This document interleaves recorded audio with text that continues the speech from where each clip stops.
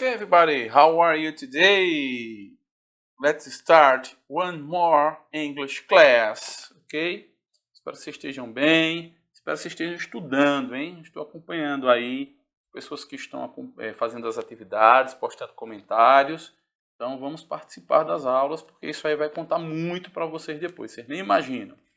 Bom, let's start with a little bit review. Vamos começar com uma revisão pequena do que a gente viu na última aula, tá? É um resumo para situar vocês do que a gente vai conversar hoje também. E hoje a gente termina aquela conversa sobre modal verbs, ok? Então vamos lá. A primeira frase aqui, vocês podem ver, I can't speak English, ok? Vocês sabem que o verbo can pode ser usado para habilidade, no sentido de ter a capacidade de fazer alguma coisa. Lembram do exemplo que eu falei de tocar piano, por exemplo, né? Ficar tocando uma tecla só o tempo todo, né? Saber tocar, né?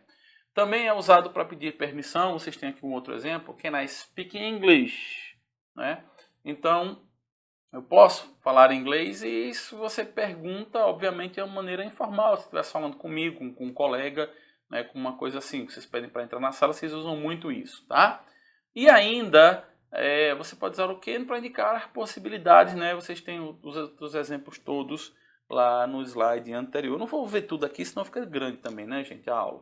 O pacote de dados vai embora só com uma aula de inglês. Vamos lá. O segundo modal é could, né? E could é o que, gente? Could é o passado de can, né? Então vocês podem ver aqui, ó, nessas frases. I could see my handsome teacher. Você podia me ver, agora você não pode mais. Fazer o quê, né? Ou ainda, could I kiss you?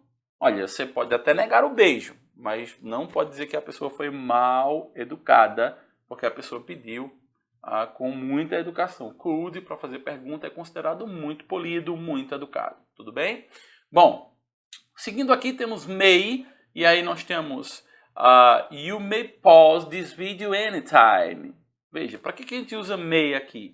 Para pedir permissão, sim, ou para dar permissão, que é o caso da frase, mas de maneira formal, diferente de can, que a gente usa para pedir permissão e é considerado informal. May, né, é considerado formal, né? Você pode também dizer may I talk to you, né? Eu posso falar com você, também é formal, usando may para isso, tá bom? Você pode usar might, lembram que é might? Primeiro passado de may, tá certo? E uma coisa que não vimos no vídeo anterior, mas estou dizendo agora, que você também pode usar might, tá? Para indicar uma probabilidade. Veja a frase aqui. I might meet an ET at my backyard. Veja, gente, a gente está em quarentena, está todo mundo trancado.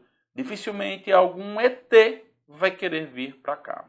Mas caso ele venha, eu acho que ele não quer vir para Pernambuco. Mas caso ele venha, eu acho que ele não quer vir para Caruaru. Mas caso ele venha em Caruaru com tanta coisa legal de se ver, possivelmente ele não vai para o meu quintal. Então, há uma probabilidade disso acontecer que é extremamente pequena.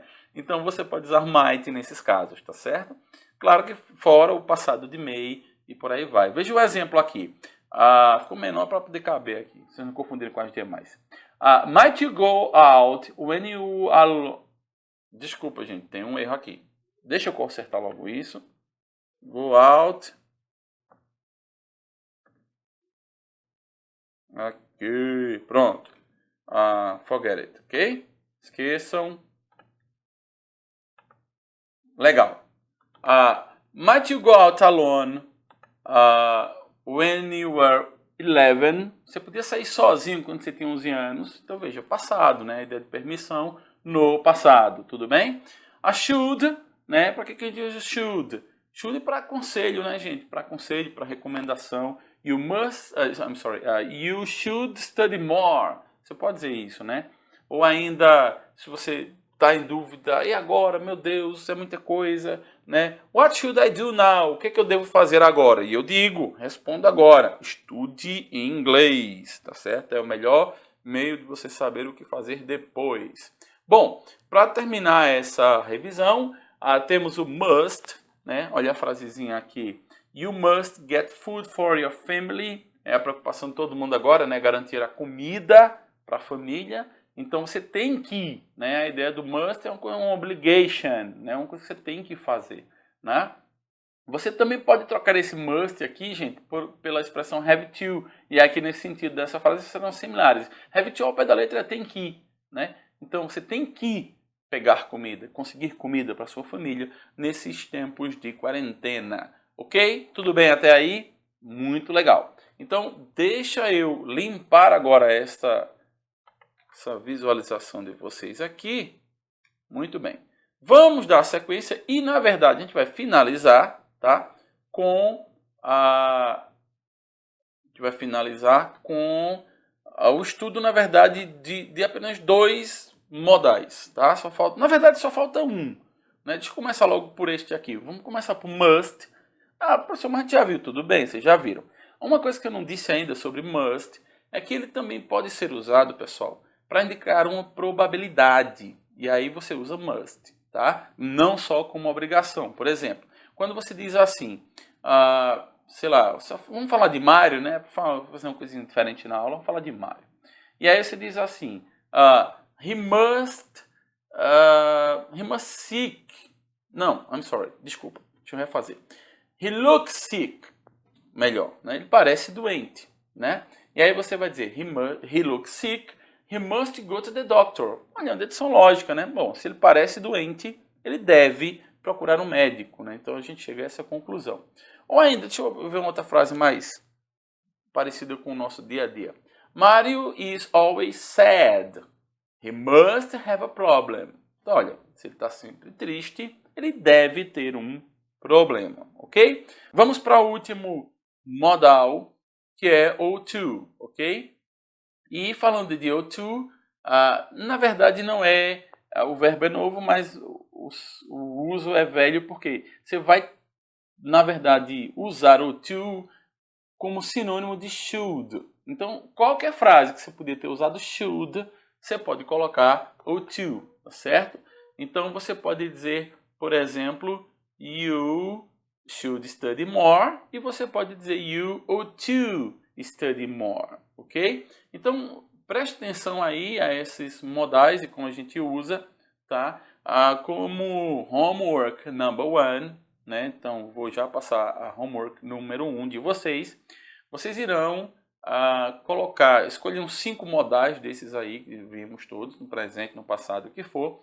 Vocês vão colocar no comentário do vídeo, tá?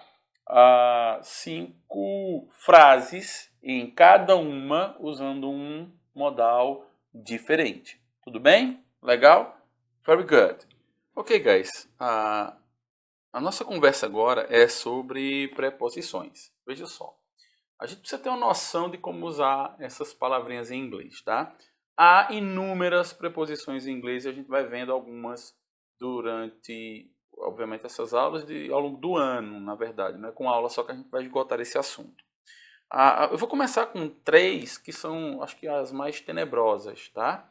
É a preposição in, a preposição on e a preposição at. Essas 3 são difíceis porque a gente tem vários usos para as 3. Não é à toa que as pessoas até costumam dizer que uma das últimas coisas que se aprende em inglês são como colocar essas 3 preposições nas frases adequadamente, né? Mas nada que nos impeça de estudá-las. Então vamos começar com a preposição at. At é usada para a gente se referir a um lugar, e esse lugar ele vai ser sempre a ideia de ponto definido, tá? Eu vou explicar isso, se eu terminar esse resumo. E a gente usa in, por exemplo, quando a gente está se referindo a um lugar, não como ponto definido, mas como uma área definida. Eu vou fazer essa distinção. E on, a gente usa on para falar de um lugar enquanto superfície, tá certo? Vamos destrinchar isso, né? O que é que eu estou querendo dizer? Falando de at como um determinado ponto, né? Você tem aqui, por exemplo, there's someone at the door. Não tem alguém na porta, a porta, é o que você diria. Então, um ponto, por exemplo, da sua casa é a porta, né? Você diz esse at aí, nessa preposição, com essa ideia de fixar um determinado ponto num lugar, né? Quando você diz assim, por exemplo, write your name at the top of the page. Né? Em que ponto da página você vai usar? Não. você vai usar a parte de cima para escrever seu nome, né? Então você vai usar a expressão at, né? Quando você diz, por exemplo, vamos usar o modal, né, que viu agora. We must be at the airport by 9 o'clock. Então a gente deve, né, estar num aeroporto às 9 horas. E que esse at aqui, ó, fala de um ponto em que a gente tem que estar. Deixa eu ficar claro para vocês isso. Eu espero que com os exercícios a gente melhore um pouco isso, tá? Bom, vamos falar da segunda preposição, que é a preposição in. In, a gente vai falar de uma determinada área. Entenda, quando eu falo área, eu quero dizer assim, um país, uma região geográfica, uma cidade, um bairro, tá? Sei lá, um prédio, né? Um lugar dentro de uma cidade ou um local dentro de um prédio. A ideia de dentro, né? Acho que está muito presente aí, dentro de um prédio, dentro de uma casa. Por exemplo, quando você diz assim, por exemplo, Mário was born in Senegal, né? Mário nasceu no Senegal, tá? Então, você diz o in nessa frase, né? Mário was born in Senegal. Você diz assim, por exemplo, Porto Alegre is in the south of Brazil, né? Porto Alegre é no sul do Brasil. Então, Brasil dentro, Porto Alegre, tá certo? Então, essa ideia do in é sempre dentro, estão vendo, né? Quando você diz assim, por exemplo, sei lá, the dog was running in the garden. Olha, ele está correndo em algum lugar, né? E onde é que ele está? Está dentro do jardim, ele está correndo lá no jardim, tá? Ou ainda quando você diz assim, por exemplo, I enjoy running in the park, né? Eu gosto, né, de correr no parque, né? Então, basicamente seria o uso para a preposição in, tudo bem? E agora, vamos falar da preposição on. On, a gente fala, sempre on a gente usa, melhor dizendo, on quando a gente vai falar de superfície, tá? Então, você diz assim, vamos usar um verbo no passado, né? Sit, vamos usar o passado dele, tá? I sat down on the sofa, né? Então, em que superfície você sentou? Não foi na cadeira, não foi ao chão, foi no sofá, tá? Então, on the sofa, você vai usar on, porque aí, em que superfície, né, você está sentado. Ou ainda quando você diz assim, don't sit on the grass, it's wet.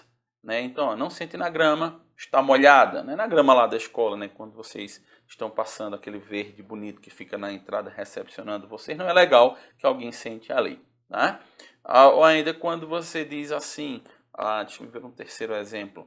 Se você disser assim, there are lots of oranges on those trees, né? Então, há muitas laranjas naquelas árvores, né?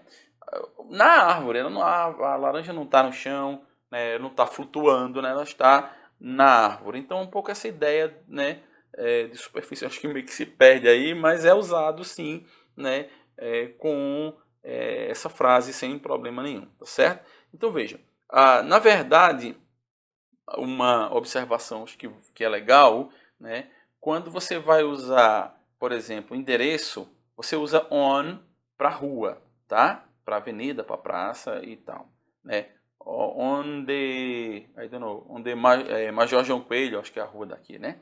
Você usa at para o número da casa, tá? Então, você diz, por exemplo, deixa eu fazer uma comparação dessas duas. Se você diz assim, we live at 25 Major João Coelho. Esse at é quanto no número, tá? Mas você pode dizer, por exemplo, I don't know, deixa eu ver uma ideia aqui. Rendeiras Cathedral, né, em Caruaru, is on Major João Coelho. Entende? A ideia do on porque está se referindo, né, à rua. E, por fim, né, acho que pode usar também uma coisa bem legalzinha para vocês entenderem, que é com data e com hora, tá? Então, veja só, quando você tem dia da semana, dia do mês, né, ou ainda dias especiais, holidays, né, feriados, essas coisas, você vai usar on, tá? Então, você vai dizer on Monday, on the, I don't know, I'm sorry, deixa eu recapitular, on Monday, on my birthday, né, on Christmas Day, né, então você vai dizer on com dias especiais. Com mês e ano, você não vai usar on, você vai usar in, tá? Então, in, com mês e ano, você vai dizer in July, in April, in November, ou ainda com os anos, né? In 2012, in 1995, né?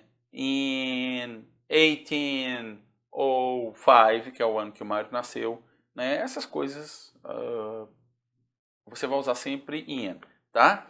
E com hora você vai usar at, né? De finalizar isso aqui, com hora a gente usa at. Quando você diz assim, the bus leaves at 10 o'clock, né? Então o ônibus parte às 10 horas. Então é at para indicar hora, ok? Beleza, pessoal?